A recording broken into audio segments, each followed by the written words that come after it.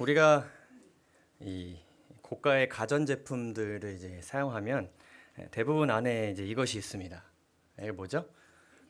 필터죠, 필터. 그래서 밖에서 지저분한 것이 들어갈 때 깨끗한 것이 안으로 들어가게 하기도 하고, 안에서 나오는 것들이 깨끗하게 나오게 하기 위함도 있습니다. 어쨌든 이 필터를 중심으로 해서 더러운 것이 깨끗하게 이렇게 나오기를 우리가 기대하고 필터를 사용하고 자주 이것을 우리가 교체를 하죠. 우리가 이제 많은 현장에서 특별히 예배를 통해서 이 하나님의 말씀이 내 가운데로 이렇게 들어옵니다. 들어오면 우리는 이제 어떤 이제 결심과 생각을 하냐면 이 말씀을 내 삶에 어떻게 하겠다, 적용하겠다, 실천하겠다, 말씀대로 살아야겠다 이런 결심을 하고 받은 말씀을 가지고 우리의 삶의 현장에 이제 가지고 갑니다. 그래서 이 말씀을 이제 적용을 하면 이 말씀이 내 안에서 들어온 그대로 적용이 된다고 생각할 때가 많이 있는데, 사실은 우리 개개인의 다 그 안에는 어떤 것이 있냐면 우리가 이번 주 교과를 통해서 살짝 다뤘던 내용이기도 합니다. 각자만의 무엇이 있냐면 자신만의 이 세계관이라는 것이 있습니다. 세계관. 자신만의 일종의 사고방식이죠. 그래서 이 말씀이라는 것도 하나님께서 주신 것이지만 이 나의 세계관이라는 일종의 이 필터를 통해서 적용이 됩니다. 그래서 이 개인의 세계관 혹은 이 사고방식이라는 것은 다 각자에게 있고, 그리고 우리가 다 똑같은 말씀을 들었을지라도 이것을 적용하는 방식이나 어떤 그것에 대한 생각, 사람을 바라보는 눈, 어떤 위기를 바라보는 어떤 마음가짐 이런 것들이 다 같습니까? 다 달라요. 이 개인의 세계관 혹은 사고방식이라는 것은 많은 것들에 의해서 영향을 받아서 이렇게 생겨난 것입니다. 어떻게 이것은 어떤 문장으로 표현할 수 없는 것입니다. 굉장히 복합적인 것이에요. 주변의 문화와 정서, 우리는 이 한국 사회라는 이 문화, 또 지금 2023년의 한국이라는 이 문화에 영향을 받습니다. 우리 어르신들 다 아시겠지만 한 10년, 20년 전만 해도 비교하더라도 이 주변의 문화 정서가 얼마나 많이 다릅니까? 너무나도 다릅니다. 개인의 경험, 살아온 배경 다 다릅니다. 교육 과정 다 다르고요. 배운 것 다 다릅니다. 근데 이 나의 이 사고방식이라는 것이 내 안에서 계속 유지되고 굳어지고, 이 하나님의 말씀 또한 내 사고방식이라는 이 필터를 통해서 내 삶에 적용되게 될 때에 이러한 부작용이 있을 수 있어요. 하나님의 말씀은 굉장히 그 시작에는 깨끗하고 흠이 없고 거룩한 것인데 이것이 내 사고방식을 거쳐서 이것이 무엇으로 나와요? 일종의 이 공해로 나오는 것입니다. 그 예를 우리가 이번 주에 이 요나의 이야기를 한번 살펴보았습니다. 그래서 요나가 하나님의 그 인도하심, 정말 하나님께서 우리 삶의 유일한 주권자시라는 것을 알게 될 만한 경험도 했고 말씀도 들었지만은 교과가 기록하기를 그런 경험을 했을지라도 사람의 사고방식이나 태도는 쉽게 바뀌지 않았어요. 하나님께서 계속 경험하도록 하셨고 그거 버려야 돼, 이렇게 생각해야 돼, 저 사람들을 이렇게 바라봐야 돼라고 말씀하셨지만은 그 뿌리 깊은 니느웨 사람들에 대한 그 증오심이 쉽게 바뀌지 않았습니다. 그래서 결과적으로는 좋은 소식, 요나의 부족함에도 불구하고 하나님께서 니느웨 사람들이 회개하도록 강력하게 역사하셨지만 그것을 두 눈으로 목격할 수 있었지만 안타까운 것은 그 하늘의 기쁨, 그 하늘의 잔치에 우리가, 하나님 나라의 잔치에 우리가 참여한다 그러잖아요. 그 잔치에 참여하지 못하는 그러한 경험들을 우리가 하고 살고 살아갈 때가 참 많이 있다는 것이죠. 그래서 제가 이제 큰 제목을 붙이지는 않았지만 계속 제가 이러한 것에 대해서 이제 고민을 하고 말씀을 보다 보니까 계속해서 이러한 주제로 지금 말씀을 이제 나누고 있습니다. 이 그리스도인이 가져야 할 영적 세계관. 그러니까 우리가 무엇을 전해야 하고 무엇을 믿어야 될지는 알지만 내 안에 있는 이 사고방식을 하나님께서 제시하시는 사고방식으로 대체하지 않으면 아무 소용 없겠다. 이러한 고민을 가지고 세 가지 주제를 다뤄보았습니다. 언제 들음에서 행함으로 옮겨가 할 것인가? 완전하게 내가 다 깨닫고 다 모든 것을 장착된 상태에서 행함의 현장으로 나아가야 될 것인가? 그러니까 무엇을 행할지는 아는데 나아가지 못하는 우리의 모습을 한번 돌아본 시간이었습니다. 나는 혹 속박을 느끼며 신앙생활을 하고 있지는 않는가? 적용하고 깨닫고 살아가고 있지만 많은 것을 이렇게 듣고 살아가고 있지만 내 마음은 속박 가운데 있지 않은가? 그리고 우리는 많은 것을 베풀고 주지만 혹 나는 주고 받아야 주고 뭔가 돌아오는 것이 조금이라도 있어야 감사합니다 정도는 돌아와야 거기에서 나는 보람을 느끼지는 않는가. 이러한 것들을 우리가 살펴보았고 오늘 또 다른 주제를 좀 살펴보려고 합니다. 제목은 말씀이 적용될 수 있는 기회라는 제목입니다. 우리 하나님께서는 여러분들의 인생 가운데서 어떤 기회의 문을 허락해 주셨었고 어떤 기회의 문을 허락해 주시기를 기대하시나요? 이런 기회를 나에게 주시면 좋겠다. 이 기회에 대한 주제를 우리가 생각해 보게 될 때는 그리고 이 기회에 대해서 우리가 개인적으로 성도님들과 이렇게 이야기하게 될 때는 이런 기회들에 대해서 이야기를 많이 할 수 있습니다. 다양한 사람들을 만날 수 있는 기회. 내가 이런 사람이랑 지금 일을 하고 있고 관계를 맺고 있는데 좀 새로운 사람과 함께 일하고 싶다. 혹은 더 좋은 사람, 더 나은 사람, 혹은 더 나와 이렇게 마음이 맞는 사람. 뭔가 하나님의 일을 이렇게 한 마음 한 뜻으로 할 수 있는 그런 사람을 만날 수 있는 그 기회를 나에게 주셨으면 좋겠다. 여러분도 이런 기도 제목 가지고 있으셨었고 또 관련된 경험도 있지 않으십니까? 다른 환경에 들어갈 수 있는 기회. 지금보다 조금 더 나은 환경 혹은 지금보다 조금 내가 다른 것을 경험할 수 있는 그런 환경을 나에게 허락해 주시면 어떨까? 우리가 기대할 수 있습니다. 궁극적으로는 우리의 인생 여정이 달라질 수 있는 기회를 우리에게 많이 주셨었고 그 기회를 여러분들이 잡으신 적도 있으시고 놓치신 적도 있으셨을 거예요. 하나님께서 이렇게 다양한 인생의 기회들을 우리에게 주시는데 오늘 하나님께서 우리에게 주시는 매우 중요한 순간순간마다 그리고 매일마다 우리에게 주시는 기회가 있는데 그 기회가 무엇인지를 좀 살펴보고자 합니다. 오늘의 본문은 역대하 28장에서 29장에 있는 말씀입니다. 28장 27절에 있는 말씀 제가 읽도록 하겠습니다. 아하스가 그의 조상들과 함께 누우매 이스라엘 왕들의 묘실에 들이지 아니하고 예루살렘 성에 장사하였더라. 그의 아들 히스기야가 대신하여 왕이 되니라. 여기 이제 왕으로서 군림했다가 이제 잠에든 한 왕이 있고 또 그 왕위를 이어받아서 이제 나라를 다스리게 된 그의 아들 또 히스기야가 있습니다. 이 아하스 왕이 어떻게 지금 되었는가에 대해서 말씀하시느냐? 그의 조상들과 함께 누움에 이스라엘 왕들의 묘실에는 들이지 아니하였다. 그러니까 이스라엘의 왕들의 묘실이라는 것은 하나님께서 통치하신 그 나라의 지도자로서 정말 헌신복사했던 그 왕들의 곁에 이렇게 잠들지 못했다는 것을 이야기합니다. 그럴 만한 자격도 없었고 하나님께서 들이지 아니하셨다는 것을 이야기하는 것이죠. 이 왕은 유다 역사에서 가장 악한 왕으로 손꼽힙니다. 히스기야 우리가 잘 아는 이 선한 왕의 아버지는 그런 사람이었습니다. 그런 왕이었습니다. 이는 이스라엘 왕 아하스가 유다에서 망령되이 행하여 여호와께 크게 범죄하였으므로 여호와께서 유다를 낮추심이라. 여기 보면은 하나님께서 유다를 낮추셨다고도 하시면서 이 아하스 왕이 어디의 왕이라고 이야기하죠? 유다 왕이라고 하지 않고 이스라엘 왕이라고 이야기합니다. 그래서 한 주석을 보게 되는데 참 흥미로운 얘기가 나오는 것은 이것을 기록한 저자가 이 아하스 왕이 유다 왕인데 유다라는 이름 붙이기가 좀 그래서 그러니까 그 이스라엘 왕이라는 것은 굉장히 불명예스러운 이름이었습니다. 왜냐하면 당시에 북방 이스라엘이 우상 숭배에 완전히 가득 찬 그래도 유다만큼은 하나님 안에 있었기 때문에 그래서 이런 이름을 붙였을 수 있다는 그런 견해가 있었습니다.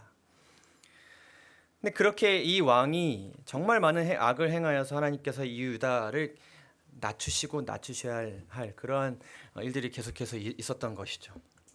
겸손하게 하기 위해서 다른 나라들이 침입하도록 하셨고 나라 가운데 어려움을 허락하였습니다.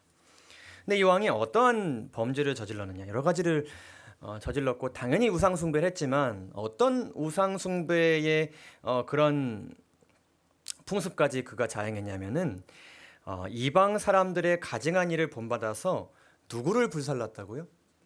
그의 자녀들을 불살랐습니다. 이 당시에 이 몰렉이라는 신을 숭배하는 그 우상 숭배의 풍습이었는데 자기 자녀들을 제물로 바쳤어요. 그래서 이것을 보고서 제가 깨달은 것은 히스기야 왕도 결국은 살아남은 아들이구나. 그렇죠?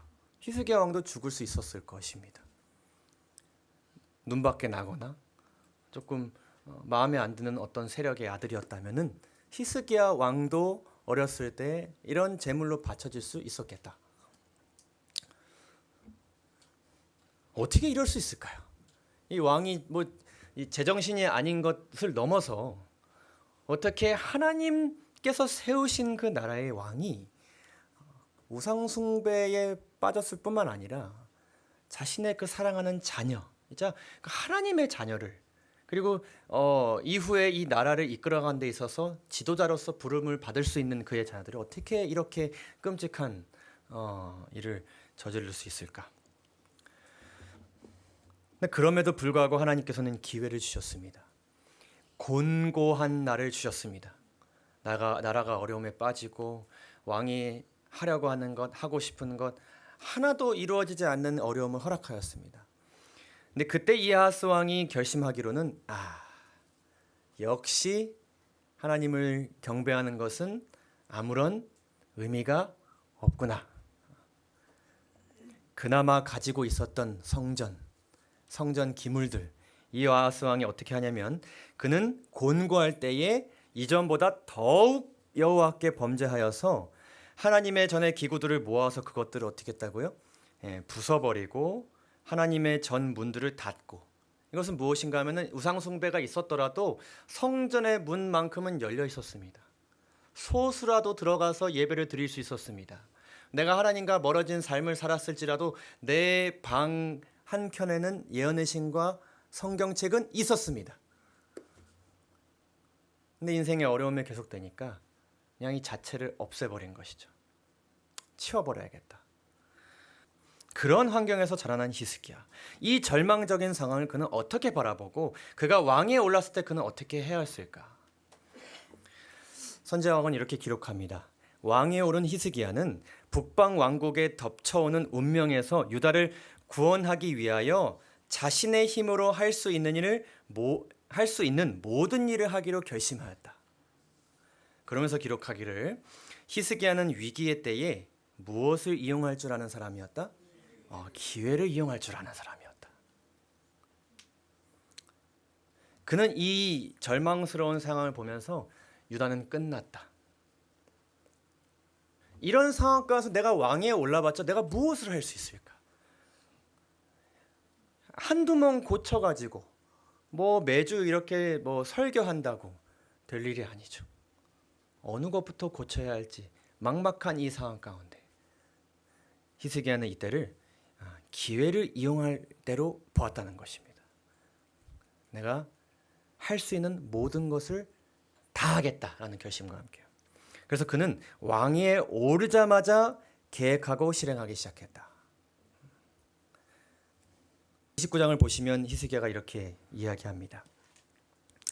히스기야가 그 조상 다윗의 모든 행실과 같이 여호와 보시기에 정직하게 행하여 첫째 해, 그리고 언제요? 첫째 달. 그 계획을 하루도 미루지 않았습니다. 왕이 된 딱 그 첫 시점부터 그가 여호와의 전 문들을 다시 어떻게 했어요? 열고, 닫혀진 것들을 열고 수리하고 제사장들과 레위 사람들을 동쪽 광장에 모으고 그들에게 이야기합니다. 레위 사람들아, 내 말을 들으라.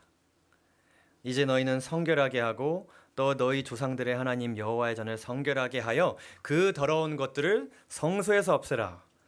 우리 조상들이 범죄하여 우리 하나님 여호와 보시기에 악을 행하여 하나님을 버리고 얼굴을 돌려 여호와의 성소를 등지고 여호와께서 유다와 예루살렘에서 진노하시고 내버려 두사 두려움과 놀람과 비웃음거리가 되게 하신 것을 너희가 목도하는 바라, 똑똑히 보는 바라. 이로 말미암아 우리 조상들이 칼에 엎드러지며 우리의 자녀와 아내들이 사로잡혔느니라. 이제 이스라엘의 하나님 여호와 더불어 언약을 세워 그 맹렬한 노를 우리에게서 떠나게 할 마음이 내게 있으니 내 아들들아, 이제는 게으르지 말라. 여호와께서 이미 너희를 택하사 그 앞에 서서 수종들어 그를 섬기며 분향하게 하셨느니라. 자, 히스기야가 왕이 되었던 때, 이 방금 히스기야가 한 말들을 통해서 우리가 알 수 있는 그 시대상은 무엇인가? 더러운 것을 성소에서 없애라. 이 말은 성소에 어떤 것들이 가득 찼다는 것이에요. 더러운 것들이 가득 찼다는 것입니다. 그렇게 돼 있었어요. 도저히 성전, 하나님께서 거룩하게 이곳에 계셔야 될 그곳에 도저히 있을 것이라고 상상될 수 없는 것들이 성소 안에 가득 차 있었다는 것입니다. 욕심이 가득한 사람의 마음만 들어가도 빨리 그것을 재물을 통하여서 깨끗하게 해야 그것이 정결하게 되는 것인데, 그것뿐만 아니라 온갖 지저분한 것들, 사람의 그 눈이 하나님께로 가기보다는 그 눈을 빼앗을 만한 온갖 오락적인 것들, 세속적인 것들이 성소 안에 가득 차 있었다는 것입니다. 맹렬한 노를 우리에게서 떠나게 할 마음이 내게 있다. 그것은 하나님의 맹렬한 진노가 가득 차 있었던 시대라는 것입니다. 심각한 조상들의 죄로 인해서 형벌의 고통을 받고 있었습니다. 그리고 그 진노의, 하나님의 진노의 잔은 이제 99.9% 다 차 있어 보입니다. 남은 건 뭐밖에 없어 보일까요? 멸망밖에는 없어 보이는 그런 상태. 하나님께서는 더 참으시지 않을 것만 같은 그런 상태. 레위인들에게 이렇게 얘기했죠. 게으르지 말라고요. 그 말은 무엇인가? 그들이 어떤 상태였어요? 게으른 상태였어요. 이 성직자들과 성도들이 자신의 역할을 하지 않았습니다. 그 레위인들이 가지고 있었던 그 성전 속의 역할이 대단한 것이 아니었습니다. 순서지 나눠주는 거, 맡은 한 사람, 사람 들어올 때 문 여는 역할, 기구 닦는 역할, 이거 옮기는 역할, 그런 것들이었어요. 내가 이거 그릇 하나 닦아봤자, 문 앞에 서 있어 봤자, 내가 순서지 나눠주는 이 작은 일 해봤자 무슨 의미가 있을까? 나라는 엉망진창이고 도저히 이 안에 있는 것 단 하나도 내가 할 수 있는 거 없어 보이는데 내가 이거 계속해서 무슨 의미가 있을까 하면서 다 이렇게 게으르게 집에서 있었던 것입니다. 여러분이라면 이 상황을 어떻게 바라보시겠습니까? 내 개인의 삶이 혹은 우리의 소그룹의 모습이, 내 가정의 모습이, 교회의 모습이 이런 상태 가운데 있다고 여러분 생각해 보시죠. 그럼 나는 그곳의 일원으로서, 하나님의 지체로서, 하나님의 자녀로서, 부르심을 받은 성도로서 이 상황을 어떻게 바라보고 내가 무엇을 하겠냐는 것입니다. 이런 일들이 지금은 없습니까? 지금도 일어나고 있는 일들이죠. 우리가 보기에 참 절망적인 상태에 있다고 느껴지는 사람들의 모습과 성도들의 모습과 교회의 모습이 지금도 있습니까? 지금도 여전히 있습니다. 게으른 레위인들의 모습 지금도 우리는 늘 마주합니다. 그런데 히스기야의 사고방식은 조상들이 그렇게 범죄함으로 인해서 지금 상태에 놓인 것에 대한 절망 가운데 빠지기보다는 이 때를 자신이 무언가 하나님을 위해 실천할 수 있는 기회의 때로 여겼다는 것입니다. 뭔가를 해야겠다. 이런 상태이니 뭔가 해야겠다. 그때는 더러운 것을 제거할 기회의 때였고요. 하나님과 다시 언약을 맺을 기회의 때였고요. 잠자고 있었으니 잠에서 깰 기회의 때였습니다. 근데 이 모든 것들은 히스기야가 스스로 생각한 것이고 스스로 어떤 그 지도자의 역량을 발휘해서 생각한 것이 전혀 아니었습니다. 더러운 것이 성소에 없어야 하고 하나님과 관계를 맺어야 하며 잠에서 깨어야 한다는 말씀을 수십 년, 수백 년, 수천 년 동안 누가 그들에게 하였습니까? 하나님께서 하신 말씀이었습니다. 이 모든 것들이 이전에 다 그들의 그 역사 가운데서 하나님께서 말씀하신 것들이었습니다. 그래서 이때는, 이 기회 때는 무슨 때였냐면 하나님의 말씀을 비로소 실천할 수 있는 기회의 때였다는 것입니다.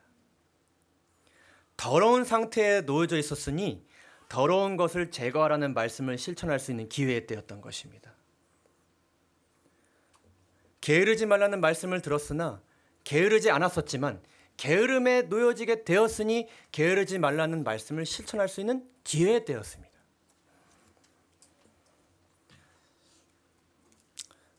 제가 이렇게 이 와이프와 같이 이렇게 살림을 하면서 아주 불편함을 느끼는 이제 집안의 물건 중에 하나입니다. 우리가 이제 물건을 사면은 이런 것들이 같이 오지 않습니까? 사용 설명서. 저는 이것을 왜 보관해야 될지를 잘 모르는, 조금이라도 그 쓸모가 조금이면 저는 버려야 된다고 생각하는 사람이고, 우리 와이프는 단 한 번이라도 쓸 일이 있으면 보관을 해야 된다고 생각하는 사람입니다. 사고 방식이 참 다르죠. 정말 달라요. 근데 저희가 이제 결혼한 지 이제 거의 2년이 다 돼 가는데, 와이프가 이렇게 보관했던 저 수많은 사용 설명서들 중에서 이제 쓸 일이 생기는 물건들이 이제 생기기 시작합니다. 저는 찾죠. 이제 사실 처음에는 얘기를 안 하고, 얘기하고 얘기하면 거봐 얘기할까봐 어디 있지 이게 찾으면 왜 못 찾는데 이렇게 물어봐요. 사실은 그 예를 들면 건조기 이런 불이 떴는데 사용 설명서 어디 있지? 거봐. 어디에 있어. 물건이 고장 났을 때 사실 소비자 입장에서는 매우 당혹스러운 상황입니다. 어떻게 이 고가의 물건이 이렇게 이런 문제가 생길 수 있을까? 그런데 여러분, 이 제조사는요, 처음부터 이런 얘기를 한 적이 없습니다. 이 물건이 영원히 절대로 고장나지 않는다는 말을 한 적이 없습니다. 제조사가 그렇게 얘기한 적이 있나요? 그렇게 홍보한 적이 있습니까? 이 핸드폰 한 번 사면 죽을 때까지 쓸 수 있습니다라고 홍보하는, 광고하는 회사가 있습니까? 없습니다. 제조사는 처음부터 이미 이 물건은 언젠가 고장날 수 있다는 것을 공지합니다. 안내합니다. 그리고 고장날 가능성이 높은 상황들을 이미 그 물건을 구매했을 때 자세하게 안내합니다. 한국 사람들만 공지받지 않도록 세계의 모든 언어를 담아서 두껍게 줍니다. 그리고 이 상황을 개인적으로 어떻게 대처해야 하며 제조사에서 어떤 기간 동안 어떻게 도와줄 것인지에 대해서 안내를 합니다. 여러분, 이 말씀들이 적용이 그리고 되었던 그 상황들을 우리가 한번 생각해 보시면 좋겠습니다. 신명기 15장 11절에서 이렇게 말씀하였습니다.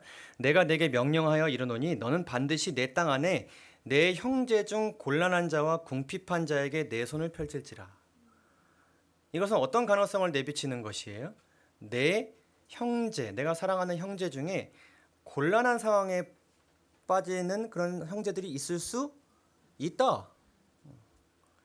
궁핍하여서 굶주리는 자가 너 형제 중에 생길 수 있다. 하나님께서는 죄가 만들어낸 그 모든 부정적인 영향이 없을 것이라고 말씀하지 않으셨습니다. 분명히 발생할 것이라고 우리에게 인지해 주셨습니다. 그래서 이렇게 말씀하십니다. 땅에는 언제든지 가난한 자가 그치지 아니할 것이다. 어떻게 이 세상에 이렇게 우리 중에 심지어 가난한 자가 발생할 수 있을까? 어떻게 이 물건이 고장날 수 있을까? 라고 생각할 것이 아니라 하나님께서 이러한 사람이 발생할 수 있을 것이라고 말씀하셨었지 라고 우리가 생각해야 되는 것이죠. 그러면 그때 우리가 해야 할 일이 있는 것입니다. 마태복음 5장 44절 유명한 말씀이죠. 나는 너희에게 이르노니 너희 원수를 사랑하며 너희를 박해하는 자를 위하여 기도하라. 많은 사람들이 예수님을 원수로 생각하고 예수님을 박해하던 시기에 예수님께서 이렇게 말씀하셨습니다. 이런 일이 누구의 삶 가운데도 발생할 수 있을 것이다. 내 삶에도. 우리의 삶에는 원수가 없어야 합니까? 없어야겠지만 있을 수 있습니까? 있을 수 있는 것입니다. 원수 같은 사람이 생길 수 있는 것입니다. 사랑하기 매우 어렵고 그 사람을 위해서 중보기도 하기 정말 이름을 내 입에 담기도 어려운 그 대상이 있을 수 있습니까? 있을 수 있다는 것입니다. 요한복음 13장 34절입니다. 새 계명을 너희에게 주노니 서로 사랑하라. 내가 너희를 사랑한 것 같이 너희도 서로 사랑하라. 여러분, 예수님이 이 말씀을 제자들에게 주실 때 그 제자들이 어떤 상태였을까요? 서로 제일 많이 싸우고 제일 많이 미워하던 때입니다. 사랑은 무슨 사랑이에요? 옆에 앉아서 밥 먹기도 불편하고 끼림칙한 그런 상태 가운데서 예수님께서 이 말씀을 하셨습니다. 서로 사랑하지 못하는 그때가 내가 너희를 사랑한 것 같이 너희도 서로 사랑할 수 있는 말씀을 실천할 수 있는 일종의 어떤 때예요? 기회의 때예요. 골로새서 3장 이렇게 말씀하시죠. 누가 누구에게 불만이 있거든 서로 용납하여 피차 용서하되 주께서 너희를 용서하신 것 같이 너희도 그리하고 이 모든 것 위에 사랑을 더하라. 이 골로새 교회는 특별히 많은 이단의 그 기별들 때문에 교회가 많이 어지러웠습니다. 특별히 율법주의자들에게는 행위가 중요하지 않습니까? 그래서 많은 사람들의 마음을 삭막하게 했습니다. 정죄했습니다. 판단했습니다. 그 율법주의자들에게 죄인은 용납할 수 없는 존재입니다. 어떻게 용납을 합니까? 저 사람의 마음을 내가 어떻게 용납을 합니까? 저럴 수 있다는 것을 내가 어떻게 이해할 수 있겠습니까? 나는 그렇지가 않은데. 난 저 죄를 저지르지 않는데. 그 상태는 하나님께서 이 말씀을 실천할 수 있는 기회들을 주시는 것입니다. 때는 우리가 용납할 수 없는 사람을 만나고 우리가 누군가를 용서하기 위해서는 우리가 어떤 상태에 놓여져야 합니까? 맨날 우리가 용서하라 말씀만 들었는데 용서할 대상이 있어야 용서하지 않겠습니까? 그렇잖아요. 자, 우리는 많은 말씀을 들어요. 용서라는 말씀을 우리는 듣고 살아요. 근데 그런 나에게 정작 용서할 대상이 생겼을 때, 원수를 사랑하라는 말씀을 들어온 나에게 정작 원수가 생겼을 때, 가난한 자를 도우라는 말씀을 들어온 나의 눈에 궁핍한 형제가 보일 때, 들은 말씀을 비로소 실천할 수 있는 이 기회의 순간, 나는 그 순간을 어떻게 대하고 있는가? 하나님께서 우리에게 질문하십니다.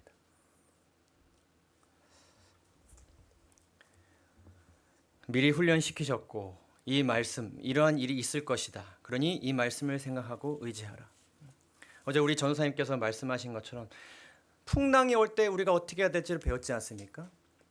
그래서 하나님께서 풍랑을 허락하셨는데 너무 많이 당황하는 것입니다. 풍랑을 허락하셨는데 어떻게 해야 될지를 다 까먹는 것입니다. 하나님께서 보시기에 어떠할까요? 왜 두려워하느냐? 우리의 사고가 이렇게 바뀌어지게 되기를 간절히 바랍니다. 죄로 인해 생긴 현재의 위기는 나의 연약함과 성령의 필요를 이전보다 더 크게 느낄 수 있는 기회를 우리에게 제공하는 것입니다. 이런 시기가 없다면 우리는 더 기도해야 함을 느끼지 않을 것입니다. 성령의 필요를 더 크게 느끼지 않을 것입니다. 내가 지금까지 쌓아온 나만의 세계관, 나만의 연륜과 경험으로 이겨낼 수 있을 것이라고 착각했을지 모릅니다. 그러나 풍랑이 있어야만 느낄 수 있는 것이라면 이것은 기회의 때인 것이죠. 죄로 인해 생긴 부정적 감정의 대상, 우리에게 다 있습니까? 다 있습니다. 그 대상은 나에게 현재의 나의 품성이 얼마나 더 많이 예수님을 닮아야 하는지를 이전보다 더 크게 깨달을 수 있는 기회를 제공하는 것입니다. 하나님께서는 그런 대상을 통해서 우리의 깊은 변화되어야 되는 품성을 드러내십니다. 그 사람이 아니었다면 나는 지금 이 정도의 사회성과 품성을 가지고도 대부분의 사람을 친절하게 대할 수 있을 것이라고 생각했을지 몰라요. 이 정도면 되었을 것이라고 생각했을지 몰라요. 그러나 그런 사람이 있기 때문에 내 내면 깊숙한 것에 이런 악한 생각이 자리하고 있었구나. 내 안에도 이렇게 화가 많고 정말 입에도 담을 수 없는 이런 말이 나로 하여금 또 나오기도 하는구나 라는 것을 하나님께서 경험할 수 있게 해주시는 것이죠. 그래서 그런 대상을 통해서 내가 예수님을 더 닮아가야겠구나. 예수님을 더 바라봐야겠구나. 겸손해져야겠구나. 우리에게 주시는 기회의 때입니다. 세상과 교회와 사람이 고장났을 때는 우리가 그동안 말씀을 통해 배워온 것들을 비로소 실천할 수 있는 기회입니다. 히스기야는 어떻게 이런 사고방식을 가지고 살아갈 수 있었을까요? 어떻게 그럴 수 있었을까요? 히스기야의 마음 가운데는 하나님에 대한 믿음이 있었기 때문이었습니다. 너희가 만일 여호와께 돌아오면 너희 형제들과 너희 자녀가 사로잡은 자들에게서 자비를 입어 다시 이 땅으로 돌아올 것을 그는 믿었습니다. 왜냐하면 하나님께서 말씀하셨었기 때문이었습니다. 너무나도 오랜 기간 동안 말씀하셨습니다. 너희가 내게 돌아오면 내가 돌아오리라. 말씀하셨던 것이었습니다. 그래서 그는 믿었습니다. 우리가 돌아오기만 하면 하나님 돌아오실 것이다.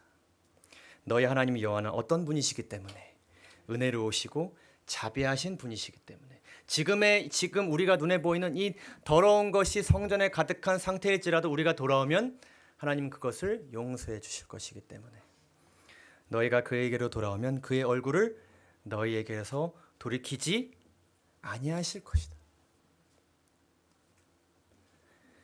이에 대해서 레위 사람들은 이렇게 반응하였습니다. 이에 레위 사람들이 어떻게 했어요? 일어나니. 게으른 상태였고 주저앉아 있었던 그 상태에서 그들이 자리를 박차고 일어났습니다. 그들이 그들의 형제들을 모읍니다. 아는 사람들을 모으기 시작합니다. 해야 할 일에 집중하기 시작합니다. 나머지는 누구에게 맡기고요? 하나님께 맡기고. 형제들을 모아 성결하게 하고 들어가서 왕이 여호와의 말씀대로 명령하는 것을 따라 여호와의 전을 깨끗하게 하는 계획을 시작합니다. 그러나 이 모든 것들이 하나님 보시기에 서툴 수 있었고 많이 어설플 수 있었습니다. 그러나 36절에 아주 감동적인 말씀이 있습니다. 이 일이 갑자기 되었으나, 갑자기 진행되었고 조금 많은 것들이 준비되지 않은 상태였으나 하나님께서 백성을 위하여 어떻게 하였으므로? 예비하셨으므로 히스기야가 백성과 더불어 기뻐하더라. 잔치에 참여하게 되었습니다.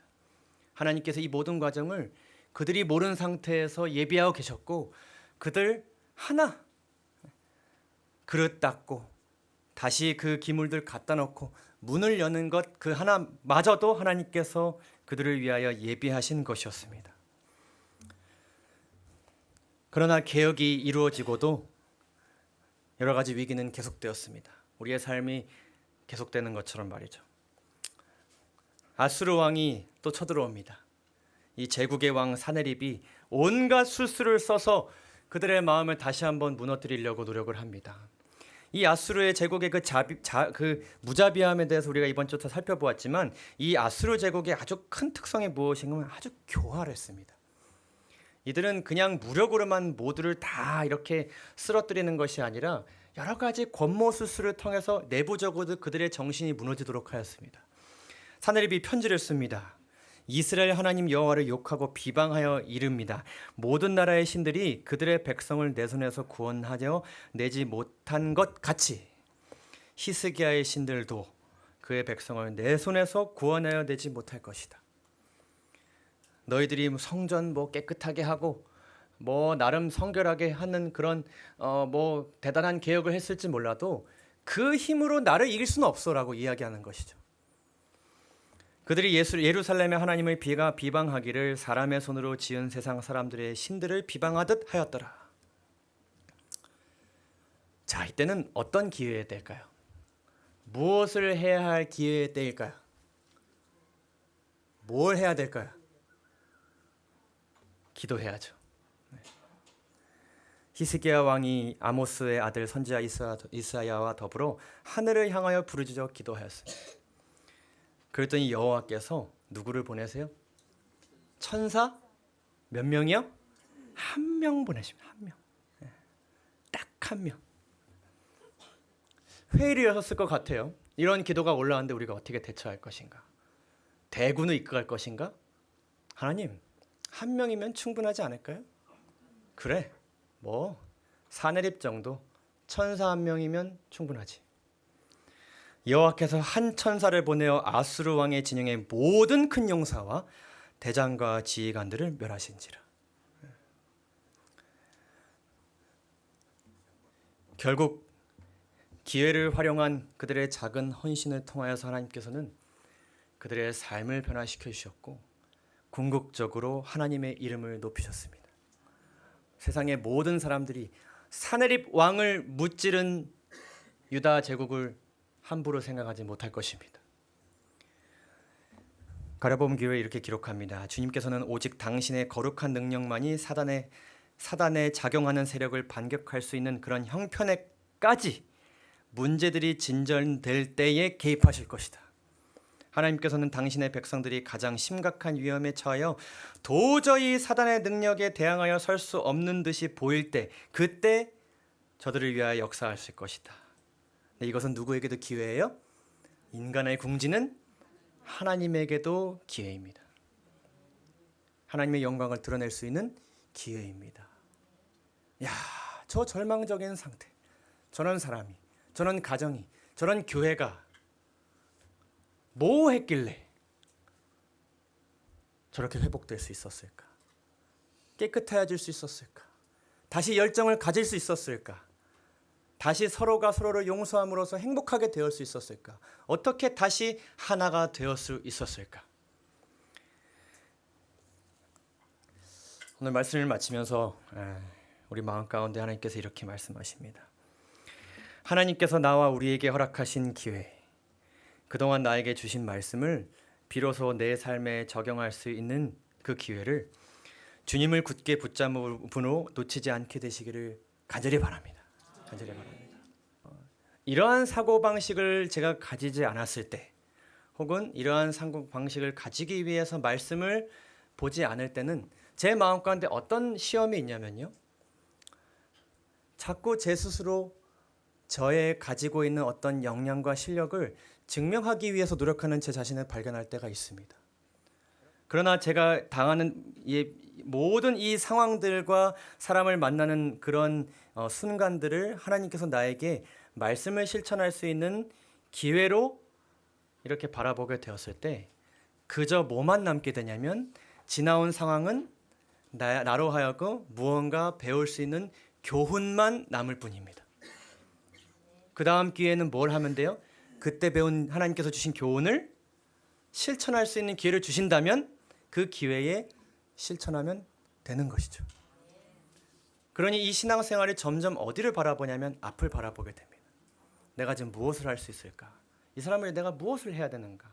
이 상황을 내가 어떻게 받아들여야 되는가? 하나님께서는 이것을 어떻게 받아들이기를 원하실까에 대해 생각하면서 한 발 한 발 나아가면서 살아갈 때에 하나님께서는 저에게 헌신할 수 있는 힘도 주시지만 오래 헌신할 수 있는 힘을 주시는 것 같아요. 여러분도 이 기회를 놓치지 않게 되기를 간절히 바랍니다. 이 기회가 얼마나 많은지요. 우리의 인생을 여정을 바꿀 수 있는 기회는 하나님께서 간혹 허락하실 수 있으나 하나님의 말씀을 실천할 수 있는 기회는 여러분 순간순간 너무 많이 주실 것입니다. 기회를 놓치지 않으시고 그 기회를 통하여서 내가 하는 것 너무나도 작을지라도 그것을 통해서 하나님께서 개인을 변화시키시고 가정과 때로는 나라도 변화시키신다는 그 믿음의 약속, 언약의 약속을 기억하시면서 한 발 한 발 앞을 향해 하늘을 향해 나아가시는 우리 모두가 되기를 간절히 바라면서 오늘 말씀을 마치도록 하겠습니다. 감사합니다.